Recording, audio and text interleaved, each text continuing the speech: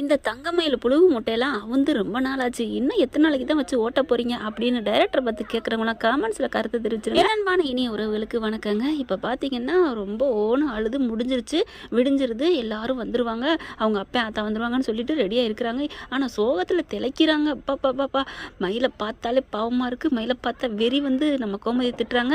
நம்ம ராஜி வந்து கதிர்கிட்ட எல்லாத்தையும் சொல்லிடுறாங்க. கதிரும் ராஜியும் போய் மீனாகிட்டையும் செந்தில்கிட்டையும் சொல்கிறாங்க. ஆனால் முன்ஜென்ம பகையா எதிரியா இருந்திருப்பாங்களோ இந்த செந்தில் அவங்க அப்பாவுன்னு தோணுதுங்க. ஏன்னா செந்தில் டக்குன்னு இதெல்லாம் அப்பா தான் காரணம், அவர் சொன்னது என்னமோ உண்மைதான், இருந்தால் அந்த சொன்ன மாடுலேஷன் இருக்குது பார்த்தீங்களா, இதுதான் அப்பா தான் காரணம் அப்படின்னு சொல்லிட்டு அவர் தான் நான் தான் இல்லைன்னு நம்ம லவ் பண்ணி கல்யாணம் பண்ணதுக்கு எப்படி சலிச்சுக்கிட்டாரு பார்த்தீங்களா அப்படிங்கிற மாதிரி பேச, அப்படி கதிர் சரி விடு இப்போ என்னென்ன பண்ணுறது அப்படிங்கிறாங்க. ஆனாலும் கதிரும் செந்திலும் கூட அவங்க அப்பா பேச்சை மீறி இருக்கிறாங்க. ஆனால் நம்ம தங்க பிள்ளைங்க சரவணன் அவருக்கு இந்த நிலைமையான கதிர் ஃபீல் பண்ணுறாங்க. ஆனால் எதிர்த்து பேசணுங்கிறத கதிர் ஒத்துக்கிட்டாருங்க இன்னைக்கு. அதுக்கப்புறம் அவங்க 2 பேர் தனியாக பேசுகிறாங்க. நான் அவர்கிட்ட சொல்லிட்டேன், ஐயோ நான் செந்தில் அவர்கிட்டையும் சொல்லிடுவா அப்படின்னு கேட்க, அக்கா அதெல்லாம் வேணாக்கா, ஏதாவது பிடிச்சி விட்டுருவாரு, கதிராவது பார்த்து பேசுவான் அப்படிங்கிறாங்க. ஆமாடி அதுவும் கரெக்டு தான் அப்படிங்கிறாங்க. என்ன பிடிச்சி பேசுவான் அப்படிங்கிற மாதிரி பார்க்க, அதெல்லாம் ஒன்றும் இல்லையே அப்படிங்கிறாங்க. என்ன சொல்லுங்க அப்படிங்கிறாங்க. ஆனால் வேணாக்கா சொல்ல வேணான்னு அப்படியே ராஜி கண்ணால் சொல்ல, கதிரும் அதே மாதிரி சொல்கிறாங்க. ஆனால் வந்து மீனானால இருக்க முடியாது சொல்லிடுவாங்க தான். ஆனால் இங்கே பார்த்தீங்கன்னா ரெடியாக இருக்காங்க, உங்கள் அம்மா வர சொல்லுடி அப்படின்னு வர சொல்லிடுறாங்க. வந்துடுறாங்க. வந்ததுக்கப்புறம் எதுக்கோ என்னமோ அப்படின்ட்டு வராங்க. ஆனால் தங்கமேலு மற்றதுக்கெல்லாம் ஆவுனா போன பேசிகிட்டு இருந்தாங்க. ஆனால் விடிகிற வரைக்கும் பேசல போல இருக்குது, அழுதுகிட்டு தான் கிடந்தாங்க, பாவமாக தான் இருக்குது அப்படின்னு. ராஜி என்னமோ இறக்கப்படுது. அரசி வந்து 2 பக்கட்டும் சொல்ல முடியாமல் தவிச்சுக்கிட்டு இருக்கு. ஆனால் கதிரும் சேர்ந்துலும் இந்த சூழ்நிலை அவங்க ஏன் இப்படிலாம் போய் சொல்கிறாங்க, அன்னிங்கிற வார்த்தை வரலங்க. மனுஷன் நேர்மையாக உண்மையாக இருந்தால் தான் உறவுகளுக்கு மதிப்பு கொடுத்து கூப்பிடுவாங்க போல இருக்குது. ஒவ்வொரு கட்டத்துலையும் ஒன்று பார்க்கல, நல்லதை புரிஞ்சுக்கிட்டோம்னா நம்ம நல்லா வாழலாங்கிறது நல்லா தெரியுதுங்க. இந்த சூழ்நிலை இப்போ புரிஞ்சிச்சு எனக்கு நல்லா எல்லாமே. இப்போ பார்த்தீங்கன்னா வந்துடுறாங்க. வந்ததுக்கப்புறம் தாமதம்னு குதிக்கிறாங்க. உன் பிள்ளை இந்த மாதிரி பொய் சொல்லி கல்யாணம் பண்ணி அனுப்பி வச்சிருக்கீங்களா அப்படி இப்படின்னு கத்தி கூட்டிடுறாங்க. என்னடா ஏற்ற வீட்டில் சண்டை நடக்குதுன்னு பார்த்தா சக்திவேலு குடும்பம் எல்லாம் வந்து நிற்கிது. அரச புரசலாக தெரியுது. கையம்மையன்னு வெளியில் வர வந்துடுறாங்க. ஏமாற்றி பண்ணீங்களாடா ஃப்ராடுங்களா அப்படி இப்படிங்க என்னமோ நடந்திருக்கு. ஐயோ இந்த சமயம் பார்த்து சோனி அந்த வீட்டில் இல்லையே அப்படிங்கிற பார்க்குறாங்க. ஓ மகளை கூட்டி பொய் சொல்லியா தலையில் கட்டியிருக்கீங்க, ஆஹா ஏதோ பொய் சொல்லி தலையில் கட்டிட்டாங்க எவ்வளோ இருக்கே, என்ன பொய்ன்னு தெரியலையே அப்படின்னு காதை தீட்டுறாங்க. அம்மா சூப்பர் டே குமரே மவனே அப்படின்னு சொல்ல அவங்க அப்பா தான் பார்க்குறாங்க. டே ஏன்டா உனக்கு இந்த வேண்டாத வேலை, அவங்க வீட்டில் ஏதோ சண்டை நடக்குது விடுங்கடா. அம்மா இது வேணுமா, என் தம்பியை எப்படி அடித்து துரத்துனாங்க, அவங்க வீட்டில் அந்த பாவம் தான் அவங்களுக்கு சுத்துது. அது என்னமோ அந்த பழனி மனசு நொந்து வந்தார் தான், அந்த நொந்ததுக்கான பலனை பாண்டியனும் கோமதியை அனுபவிக்கிறாங்க. அதாவது லைஃப் வந்து கர்மா அப்படிம்பாங்க, பூமரங்கன்னா ஏதோ சொல்லுவாங்களே அது மாதிரி சுத்தலாம். ஆனால் இந்த பாயிண்ட்டை வந்து சக்திவேல் சொல்லக்கூடாது இல்லையா. ஏன்னா சக்திவேல் பண்ணாத தில்லாலங்கடி வேலையாங்க. என்னென்ன பண்ணாங்க அப்பனும் மயனும் சேர்ந்துக்கிட்டு, முத்துவேலாவது பிள்ளைய கூட்டிகிட்டு போயிட்டான் அப்படிங்கிற தங்கச்சி வேற ஓடி போயிட்டா, அந்த கோவத்தில் மட்டும்தான் இருந்தேன். ஆனால் இங்கே சக்திவேலும் குமாரும் வெறியில் இருந்தாங்க. என்னென்ன பண்ணாத அட்டுலியும் இல்லை, தான் தங்கச்சி ராஜியை கூட கடத்தினா, தெரியாமல் தான் கடத்தினா, இருந்தாலும் கடத்தினா இல்லைங்க. அப்புறம் அரசியை கடத்தினா, என்னென்ன பண்ணா. இன்றைக்கி அவன் வெளியில் இருக்கிறதே இவங்கனால தான். ஆனால் பார்த்தீங்கன்னா இவங்கெல்லாம் பஞ்சுடையில் பிலாசபி பேசிக்கிட்டு இருக்கிறாங்க. அடுத்தீங்க பார்த்தா உன் பொண்ணை கூட்டிகிட்டு போய் இனிமேல் இருக்கவே கூடாது அப்படிங்கிறாங்க. அம்மா மாமான்னு காலில் விழுந்து அழுகிறாங்க, கெஞ்சுறாங்க. மயிலக்கா நோ கசையிலங்க, மனசு அப்படியே நிற்கிது உருகி போய்.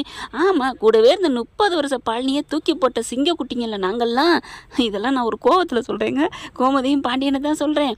அப்படிப்பட்ட நாங்களாம் நீ ஏமாத்துறோம், நேற்று வந்த கற்றுக்குட்டி உன்னையெல்லாம் நாங்கள் மன்னிச்சு ஏற்றுக்குறோமா என்ன, வெளியில் போ அப்படிங்கிறாங்க.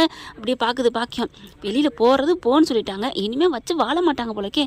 ஏன்னா சரவணன் அந்தளவுக்கு துள்ளுறாரு, உங்கள் பொண்ணுக்கு எனக்கு இந்த ஜென்மத்தில் எதுவுமே இல்லை, அவளை கூட்டிகிட்டு போங்க, நான் டைவர்ஸ் நோட்டீஸ் அனுப்புகிறேன் அப்படிங்கிறதுனால சரி போனது போகட்டும், என்ன பண்ணலாம் அப்படின்னு பட்டையை தீட்டுது மூளையை. அதுக்கு தான் உடனே கெட்ட புத்தி வரும் இல்லையா. சரிங்க நாங்கள் போகிறோம், என் மகளுக்கு போட்ட 80 நகையை கொடுங்க, கூட்டிகிட்டு போகிறேன் அப்படின்னு சொல்ல, டே இவங்க நகை நமக்கு எதுக்குடா, குடுறா இந்த பிள்ளையே ஃப்ராடு, இதில் இவங்க நகை நமக்கு எதுக்கு அப்படின்னு சொல்லிட்டு நகையை எடுத்துகிட்டு வந்து கொடுக்க சொல்கிறாங்க. அவங்க போய் நகையும் போய் எடுத்துகிட்டு வந்து கொடுக்குறாங்க. கொடுத்த கையோட இதுதான் சமையன்னு சொல்லிட்டு வாங்கி நகையை பார்க்குறாங்க. பார்த்துக்கோங்க அதெல்லாம் 1 கிராம் கூட நாங்கள் எடுத்துருக்க மாட்டோம், உங்கள் நகை உங்ககிட்ட தான், எங்களுக்கு அதுக்கு தேவையா, என்கிட்டே 100 பவுனுக்கு மேலே இருக்குது அப்படிங்கிறாங்க கோமதி. அப்படியே பார்க்குறாங்களா, பார்த்துட்டு அப்படியே நாடகத்தை அரங்கேற்றம் பண்ண போகிறாங்க. ஆனால் அப்படி தங்கமயில் மட்டும் ஐயோ இப்போ ஏன் அம்மா கேட்குது, அது வாட்டுக்கு போக வேண்டியதானே அப்படின்னு சொல்லிட்டு நகையை ஓப்பன் பண்ணி பார்த்துட்டு அப்படியே ஒன்றும் ஒன்றும் தெரியாத பாப்பா மாதிரி என்ன பண்ணுறாங்க பாக்கியா அப்படி டக்குன்னு அம்மா விடுமா விடுமாங்க சும்மா ரெடி அப்படின்னு தட்டி விட்டுட்டு மகளை என்ன நினச்சிட்டீங்க என்ன நான் போட்ட நகை தங்க நகை எங்கள் நகை எங்கே ஏம்மா இது உங்கள் நகை தான் எங்கள் நகை இல்லை இது தங்க நகையும் இல்லை அப்படிங்கிறாங்க. என்னது அப்படிங்கிற மாதிரி பார்க்க எல்லாம் ஈன்னு பல்ல காமிச்சிக்கிட்டு இருக்கு. கோமதி, பாண்டியன், கதிர், ராஜி எல்லாம் அப்படியே வந்து பார்க்க ராஜி மீனா மட்டும் என்ன நடக்குதுங்க என்ன அண்ணி அக்கா தங்கமேல்கிட்ட வராங்க. ராஜி மீனா உங்கள் அம்மா என்ன இவ்வளோ பெரிய புழு மூட்டை அவுத்து விட்றாங்க, அம்மாடிய உலக மகா பிராடுத்தனமால இருக்குது, அது பூரா போலி நகை தானக்கா, என்னக்கா உங்கள் அம்மா அப்படி சொல்கிறாங்க. ஐயோ தெரியல ராஜி தெரியல மீனா அப்படின்ட்டு. அம்மா என்னம்மா சொல்கிறையே போடி தள்ளி போடி, என்னங்க 80 ரூபாய் நகையை தூக்கி விட்டு இப்போ பித்தாலையை கொண்டாந்து வச்சு எங்களை விரட்ட பார்க்குறீங்களா என் பிள்ளைய, எங்கள் போலீஸுக்கு போன போடுங்க அப்படிங்கிறாங்க. செம்ம காண்டாகிறாங்க பாண்டியன் குடும்பமே. என்ன விளையாடுறீங்களா டே சரவணா, என்னடா அப்பா அப்போ இதுலேயும் போய்ப்பா, அப்போ இதுவும் போலி நகையா, போலி நகையை போட்டு ஏமாத்தினோம்லாம எல்லாம் பொய் பொய் பொய் அப்படிங்கிறாங்க. யார் சொன்னா ஐயோ ஐயோ ஐயோ ஐயோ அப்படி பொய்யா, என் பிள்ளைக்கு 80 ரூபாய் நகை கஷ்டப்பட்டு போட்டேன், போலீஸுக்கு போன போடுங்கன்னு போடுங்க வரட்டும், யார் உண்மை யார் பொய்ன்னு தெரியும் அப்படிங்கிறாங்க. போலீஸும் வந்துடுறாங்க. அப்படி போலீஸ் வந்தோன்னா என்ன பிரச்சனை அப்படிங்கல, என்னையா பிரச்சனை அப்படிங்கிறாங்க. ஏதோ போலி நகையாக்கி வச்சுட்டாங்களாம், தங்க நகையெல்லாம் வித்துட்டு கம்ப்ளைண்ட் வந்திருக்கு. ஓ நகையெல்லாம் வித்து தின்ட்டாங்களா, இப்போ ஏற்பட்ட குடும்பம் தான் யோக்கிய குடும்பம்னு சொல்லிக்கிட்டு இருக்கா. கிடச்சிருச்சுங்க குழுக்கு சக்தி வேலுக்கு பேசுறதுக்கு. வெளியிலையும் வந்துடுறாங்க. இவன் ரொம்ப ரொம்ப என்னடா வீட்டுக்கு வந்த மருமவுட் நகையில்லாமல் வித்து தின்னீங்க அப்படின்னு சொல்ல, இங்கே பாரு உனக்கு மரியாதை அவ்வளோதான், வாயை மூடிட்டு போயிரு அப்படின்னு கோமதி கத்துறாங்க. ஆமாம் என்கிட்ட தான் கத்துவ, போ நீங்கள் எல்லாருமே ஒட்டுமொத்தமாக மாமனார் குடும்பத்துக்கு இல்லை மாமியார் வீட்டுக்கு போறீங்க, போங்க. என்னடா மவனே, ஆமாப்பா அப்படின்னு அவங்க கை கொட்டி சிரிக்க, இதெல்லாம் தேவையா என்னடா அப்படிங்கிற சரவணன் பார்க்குறாரப்பா, இது வேணாம்ப்பா இவங்க நடிக்கிறாங்கப்பா அப்படிங்கிற போலீஸ் பார்க்குறாங்க. என்னங்க வரதட்சணை கேஸ் கேட்டு கேள்விப்பட்டிருக்கேன், நீங்கள் என்னடானா தங்க நகைப்புறம் வச்சுட்டு பித்தாள நகையை போட்டுட்டு அதுவும் வீட்டை விட்டு விரட்ட பார்க்குறீங்களா, இது சரிப்பட்டு வராது, கைது பண்ணுறவங்களா அப்படிங்கிறாங்க. ஐயோ சொல்கிறத கேளுங்க அப்படிங்கிறாங்க. ராஜி மீனா என்ன பண்ணுறாங்க, ஐயோ நிறுத்துங்க சார், இது போலி நகைன்னு எங்களுக்கு நல்லாவே தெரியும், இவங்க போட்டு வந்ததே தங்க நகை இல்லை அப்படிங்கிறாங்க. தங்கம் எழுந்துட்டு அப்படி தவிக்குது.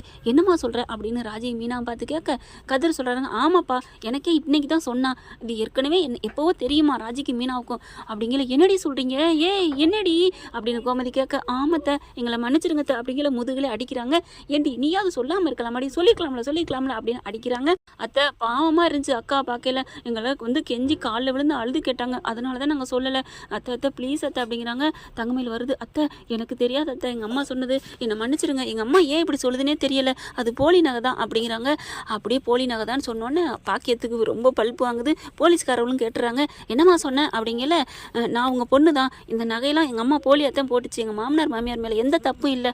அப்பாடா ஒன்றே உண்மையை சொல்லி தப்பிச்சுக்கிச்சு தங்கமேலு, அதனால் ஒன்றும் பண்ண முடியல. அப்புறம் விசாரிக்கிறாங்க ஏன்ட்டு, எங்கள் அம்மா தான் எல்லா தப்பும் பண்ணது எங்கள் அம்மா தான், இந்த குடும்பத்து மேலே எந்த தப்புமே இல்லை அப்படின்னு சொன்னோன்னே எதிர்த்த வீட்டில் கைதட்டி சிரிச்சுக்கிட்டு இருந்தாங்கல்ல, அவங்க முகத்துலேயும் கரிய பூசியாச்சு பல்ப்பு வாங்கிட்டாங்க. அப்படியே பிரைட்டாக இருந்த வீடு அப்படி கருங்கும்னு போன மாதிரி, ஐயோ என்னடா இந்த பிள்ளை இப்படி பிளேட்டை மாற்றி போட்டுருச்சு அப்படின்ட்டு இருக்காங்க. அடங்கையால் எப்படி போச்சே பல்ப்பு வாங்கிட்டோமே அப்படின்ட்டு, இருப்பா இன்னும் ஏதாவது நடக்குதான்னு பார்ப்போம் அப்படிங்கிறாங்க.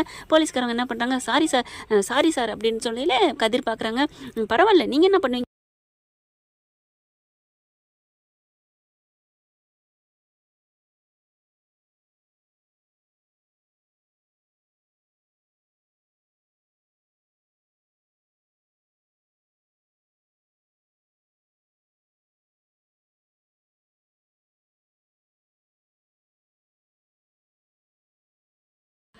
வேறு வழியே இல்லை. அப்படியே பாக்கியம் பார்க்குது. அப்படியே இருக்குது. தங்கமேல் வந்து திட்டுது, ஏமா அப்படி பண்ண, எதுக்குமா அப்படி பண்ண அப்படின்னு கத்துறதுக்கு, வேறு வழியே இல்லடி, உன்னை வாழ வைக்கணும் தாண்டி, ஐயோ அப்படிங்கிறாங்களா. அதுக்கப்புறம் பார்க்குறாங்க பாண்டியன், கதிரும் பார்க்குறாங்க, சரவணன் பார்க்குறாங்க. எப்பா கொஞ்ச நாளைக்கு அவள் இருக்கட்டும்ப்பா பார்த்துக்கல, ஐயோ அவள் மூஞ்சில் முழிக்கவே மாட்டேன் அப்படிங்கிறாங்க. நான் போகவே மாட்டேன், போனால் என் உயிரை விட்டு என் உயிர் இல்லாத உடல் தான் போகும் அப்படின்னு அழுகிறாங்க. மாமா என்னை மன்னிச்சிருங்க மாமா, நான் போய் சொல்லவே இல்லை மாமா, இப்போ கூட பார்த்தீங்களா நான் நம்ம குடும்பத்துக்காக தான் நான் பேசினேன் அப்படிங்கிறாங்க. ராஜி மீனா எல்லாம் கதிர்லாம் வந்து கோமதிட்ட பேசுகிறாங்க. போலீஸும் போயிருந்தாங்களா. இவங்க காலில் விழுந்து கெஞ்சி கேட்குறாங்க, தெரியாமல் மன்னிச்சுக்கங்க சம்மந்தி, என் பிள்ளை வாழுங்கிறக்காத்த அப்படி சொன்னான். என்னது வாழுங்கிறக்கா அப்படி சொன்னீங்களா, யார்கிட்ட போய் பேசுகிறீங்க, முடிஞ்சு போச்சு, கிடைச்ச மட்டும் நகையை சுருட்டிட்டு போகணும் தானே இப்படி பேசியிருக்கீங்க, கம்ப்ளைண்ட் கொடுத்துருக்கீங்க. ஐயோ அப்படிலாம் இல்லைங்க அப்படிங்கிறாங்க. வீதியிலன்ட்டு அழுகுறாங்க. நாங்கள் தான் தப்பு பண்ணிட்டோம். பார்த்தீங்களாடா அவன் மேலே பாண்டியன் மேலே தப்பு இல்லைன்னா என்ன, அவன் சம்மந்தம் பண்ணது பிராடு குடும்பமாச்சே, அதை கை கொட்டி சிரிப்போம் அப்படின்னு அடித்து சிரிச்சுக்கிறாங்க. அப்போ நம்ம ஏன்னா அடுத்து பார்க்குறாங்க, நாங்கள் தப்பாகவே இருந்துட்டு போகிறோம், ஆனாலும் என் புள்ள நல்லவ, அவள் சின்னது ஈரம்பு கூட துரோகம் நினைக்க மாட்டா, ரொம்ப நல்லவ தெரியுமா, நாங்கள் தான் இப்படி பண்ணிட்டோம். ஆனால் செத்தாலும் இந்த பக்கத்து நாங்கள் எட்டியே பார்க்க மாட்டோம், ஒரு ஃபோன் கூட பண்ண மாட்டோம், என் பிள்ளைய மட்டும் அனுப்பிடாதீங்கன்னு அழுகுறாங்க.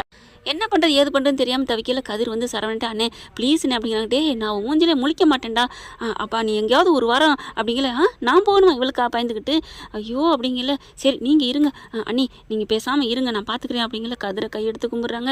அதுக்கப்புறம் நாங்கள் இந்த வீட்டை விட்டு போகிறோம், இனிமேல் இந்த வீட்டில் நாங்கள் இருக்க மாட்டோம் அப்படிங்கிறாங்க. கோமதி பார்க்குது, தங்கமேல பார்க்குது. இப்போ இதுக்கு ஏதாவது பிரச்சனை வந்துடும், போலீஸ்காரங்க வந்துட்டு தான் போயிருக்காங்க, கொஞ்ச நாள் பார்த்துக்கலாம் அப்படின்னு சொல்லி சமாதானப்படுத்துறாரு. அவங்க அப்பா அத்தாட்டையும் வான் பண்ணி அனுப்புகிறாங்க.